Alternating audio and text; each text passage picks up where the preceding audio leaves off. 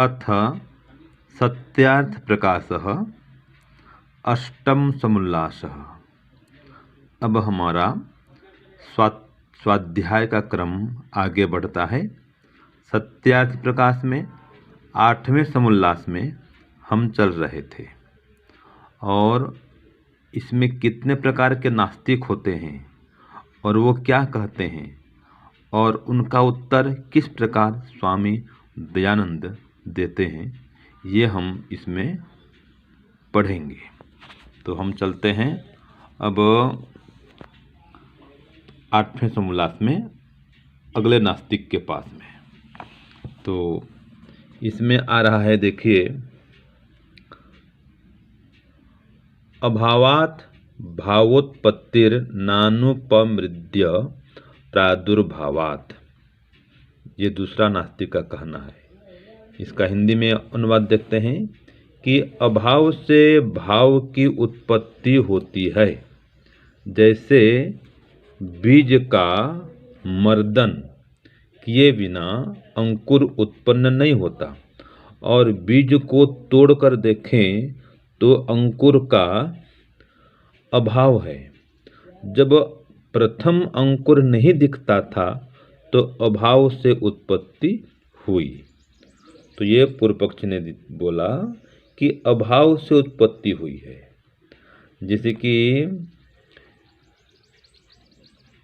बीज को भूमि में गाड़ देते हैं तो अंकुर तो दिखता नहीं है, तो अंकुर तो होता ही नहीं उसमें, और अंकुर आ गया फिर तो अंकुर नहीं था और अंकुर आ गया, फिर वो पौधा बनता है। तो इसलिए अभाव से भाव की उत्पत्ति होती है। जैसे पहले बीज में अंकुर नहीं था और अंकुर पैदा हो गया, तो इसी प्रकार से अभाव से भाव हो जाता है। तो इसका उत्तर स्वामी जी लिखते हैं, जो बीज का उपमर्दन करता है वह प्रथम ही बीज में था, जो न होता तो उत्पन्न कभी नहीं होता। तो स्वामी जी ने क्या उत्तर दिया कि उस बीज में यह शक्ति थी, अंकुरण की क्षमता थी। तो जब बीज का उपमर्दन करते हैं, यानी कि जब बीज के 2 टुकड़े हो जाते हैं तो उसमें अंकुर फूट पड़ता है। तो मतलब वो बीज में शक्ति थी, उसमें अंकुरण होने का सामर्थ्य था। तो ये इसलिए अभाव से कोई भाव होता नहीं है।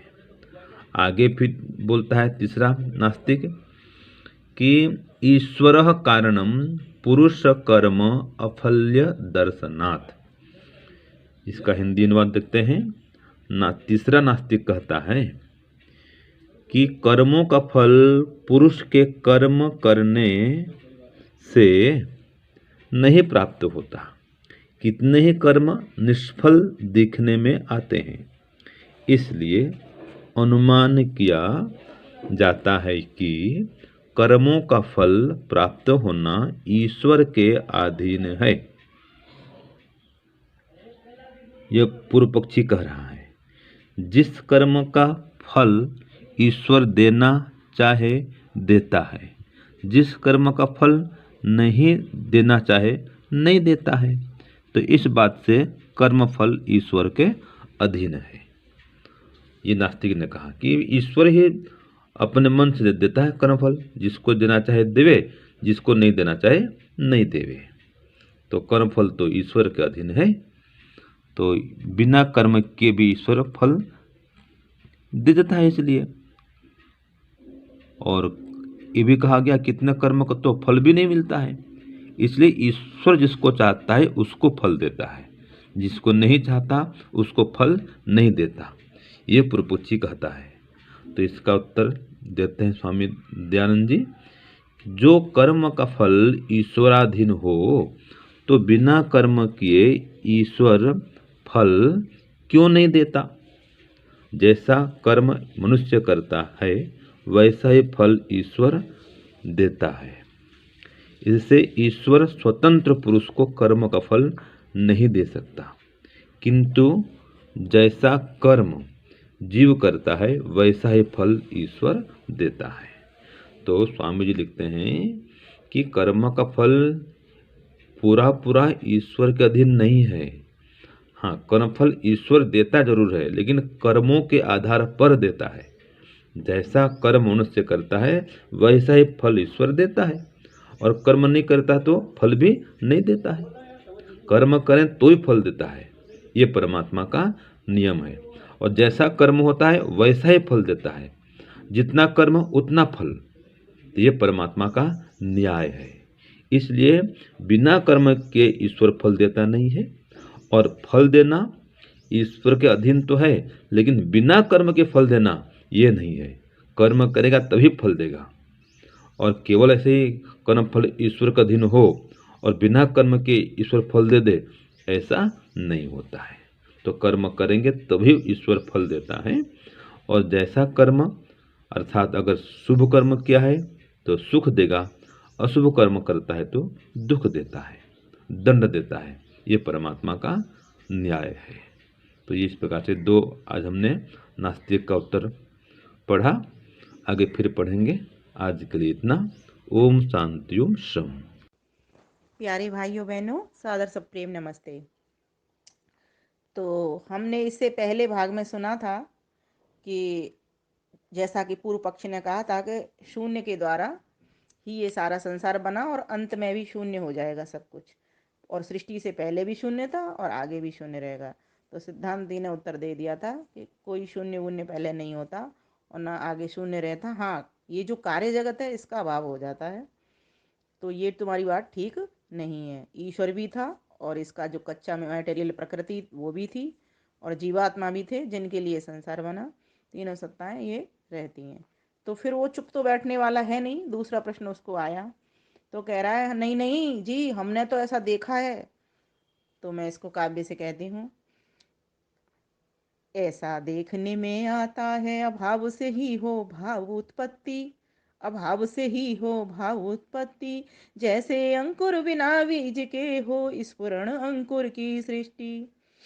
आप कहते हो ना, ठीक बात नहीं है। ये पूर्व पक्ष कह रहा है देखो मैं तो देखता हूँ और आपको बता सकता हूँ कि बीज देखो, बीज के भीतर जो अंकुर फूटता है पहले तो उसमें अंकुर नहीं होता, लेकिन फिर भी अंकुर वो फूट जाता है। तब उत्तर सिद्धांति देता है, आवश्यक न ये जो दिखे नहीं उसकी सत्ता हम माने ही नहीं, बीज में पहले निहित थी शक्ति अतः अंकुरण हुआ इसलिए ही। कि जो जरूरी नहीं होता कि तुमको उसमें अंकुर दिखे, बीज में, बीज के भीतर पहले से था अंकुर। अगर अच्छा चलो देखो कि अगर किसी बीज को भून दिया जाए तो उसमें अंकुर फूटता है? नहीं फूटता ना, क्योंकि उसमें शक्ति उसकी भून दी जाती है। तो इसका मतलब क्या था, अंकुर निकलता ही तभी है जबकि उसमें पहले अंकुरण की संरचना थी। हर प्रत्येक बीज के भीतर उसके अंकुरण की संरचना, शक्ति, सामर्थ्य रहता है, तभी जाकर के वो उसमें से अंकुर निकलता है। लेकिन इतना सूक्ष्म होता है कि वो दिखता नहीं है। आवश्यक न ये जो दिखे नहीं उसकी सत्ता हम माने ही नहीं, बीज में पहले नित थी शक्ति अतः अंकुरण हुआ इसलिए ही। यदि न होती उपमर्दन शक्ति तो वह अंकुर कभी न फूटे, अतः प्रथम था उसमें सामर्थ्य इसलिए अंतर से अंकुर फूटे। तो ये बता दिया। और वैसे भी इसको मैं कहा करती हूँ सभी को कि जब अंकुर फूट जाता है तो बीज दिखाई देता है क्या? तो बीज नहीं दिखाई देता। इसका मतलब ये तो नहीं कह सकते कि बीज, बिना बीज के ही अंकुर फूट गया। और तीसरी बात देखिए, जब अंकुर से पौधा निकले आता है, पौधा बन जाता है, तो अंकुर दिखता है क्या? अंकुर नहीं दिखता। तो इसका मतलब आप ये मानोगे कि अंकुर नहीं था। चौथी बात, जब उस पौधे से वृक्ष बन जाता है, ठीक है, तो वृक्ष के को देख करके आप कह सकते हो इसमें अंकुर था, तब वो अंकुर नहीं दिखता। इसका मतलब कहाँ गए ये सब बीज और अंकुर और ये पौधा? ये सब उसी में ही है, उस वृक्ष के भीतर। और उस बीज के भीतर पूरा वृक्ष है, बड़ा होने तक जितना बड़ा उसका वृक्ष बनना है उतनी पूरी शक्ति उस एक बीज के भीतर थी। तो इसका मतलब ये तो नहीं कह सकते जो बात अदृश्य है, ठीक है, जो दिखाई नहीं दे रही है तुमको, कि वो हो नहीं, उसकी सत्ता हो नहीं, अर्थात प्रकृति की सत्ता है। ये सिद्धांति ने एकदम स्पष्ट कर दिया कि बीज के भीतर अंकुर था इसलिए जो तुम्हारा ये कहना है कि अभाव से भाव की उत्पत्ति हुई है, ये ठीक नहीं है। हमेशा जो वस्तु का सूक्ष्म भाग होगा तभी वो जाकर के, अर्थात किसी भी कार्य के पीछे कोई ना कोई कारण होता है। तो जो संसार बनने के पीछे का जो कारण है वो उसका अभाव नहीं, उसका भाव था। अर्थात जरूरी नहीं है यह दिखना कि ऐसी सृष्टि आपको तब दिखे। ये सारा दृश्य जगत नहीं दिखाई देता, लेकिन अदृश्य सत्ता तो रहती है। इसका संसार का बनाने वाला चेतन करता भी रहता है, और संसार का उपादान कारण प्रकृति भी रहती ही है, और जिसके लिए बनाया जा रहा है वे भी बद्ध और मुक्त आत्माएं रहती ही हैं। तो ये तीन अनादि सत्ताएं हमेशा रहती हैं। तब अब फिर प्रश्न नया तीसरे नास्तिक ने उठा दिया। अब नई बात कर्मों के फल की कहने लगा दूसरा नास्तिक। कर्मों का फल ईश्वराधीन है, जैसा चाहे वैसा दे कम अधिक। अब नई बात कर्मों के फल की कहने लग गया वो, कि ये तो ईश्वर के हाथ में है, कि जैसा उसकी मर्जी है, जितना चाहे उतना दे और जैसा चाहे वैसा दे। ये तो कर्मों का फल भी, क्योंकि हम ऐसा देख रहे हैं संसार में, वो नास्तिक कह रहा है कि हम देख रहे हैं कि कर्मों का फल पुरुष के कर्म से नहीं प्राप्त होता, क्योंकि कितने ही कर्म हम निष्फल देखने में आते हैं हमारे में। इसलिए ऐसा अनुमान किया जाता है कि ये जो कर्मों का जो फल है वह तो ईश्वर के अधीन ही है। जिस कर्म का फल ईश्वर देना चाहता है देता है, और जिसका नहीं देना चाहता नहीं देता। इससे कर्म फल ईश्वर के अधीन है। तब उत्तर देता है सिद्धांती, तो मैं इसको काव्य में कहती हूँ। अब नई बात कर्मों के फल की कहने लगा दूसरा नास्तिक। कर्मों का फल ईश्वराधीन है, जैसा चाहे वैसा दे कम अधिक। तो उत्तर देता है सिद्धांती, तुम कहते कर्म फल ईश्वराधीन, फिर बिन किए कर्म का फल क्यों नहीं। अतः जो जैसी करनी करता, उसका वैसा फल दे शुभ अशुभ ही। ईश्वर कभी न फल देने में अपनी मनमानी कर सकता, नहीं स्वतंत्र फल को देने जीवों पर निर्भर फल रहता। तुम कहते हो कि ये जो कर्म फल है ईश्वर के अधीन है, फिर बिना किए हुए कर्म का फल क्यों नहीं।